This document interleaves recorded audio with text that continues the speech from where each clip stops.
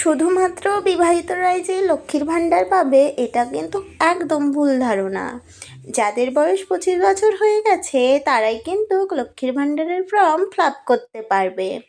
আমাদের যেহেতু 25 বছর কমপ্লিট হয়ে গেল, এর জন্য আমরা এক মুহূর্তও দেরি না করে আমি আর আমার বোন দুজন মিলে বেরিয়ে পড়লাম ভিডিওতে। আজকে আমরা ভিডিওতে এসেছি লক্ষ্মীর ভাণ্ডারের ফর্ম জমা দিতে। এখান থেকে ফর্ম নিয়ে বুঝে নিচ্ছিলাম কোথায় কি করতে হবে আর কোথায় জমা দিতে হবে সেটাও এই দাদাটার কাছ থেকে জেনে নিলাম।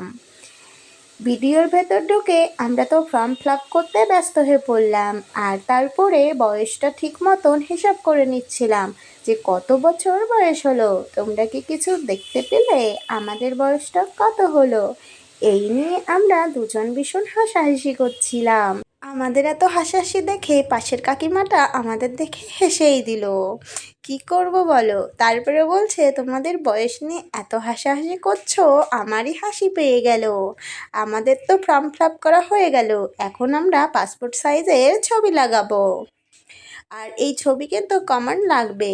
আর তোমাদের কি কি লাগবে সেটাও বলে দিই। তোমরা যারা লক্ষ্মীর ভাণ্ডার ফর্ম ফিল আপ করবে তাদেরকে বলি কি কি ডকুমেন্টস লাগবে। প্রথমে জেরক্সের দোকানে গিয়ে লক্ষ্মীর ভাণ্ডারের ফর্মটা তুলে নেবে। ভোটার কার্ড, এসসি কার্ড আর স্বাস্থ্যসাথীর কার্ড থাকলে সেটাও তোমাদের জেরক্স করে নিতে হবে।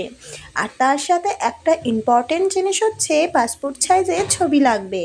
আর ডকুমেন্টস দেখে দেখেই কিন্তু তোমাদের ফর্মটা ফিল আপ করতে হবে, কোথাও যেন ভুল না হয়। আর অবশ্যই তোমাদের বাড়ির নাম্বার এবং ওয়ার্ড নাম্বার অবশ্যই জেনে যাবে।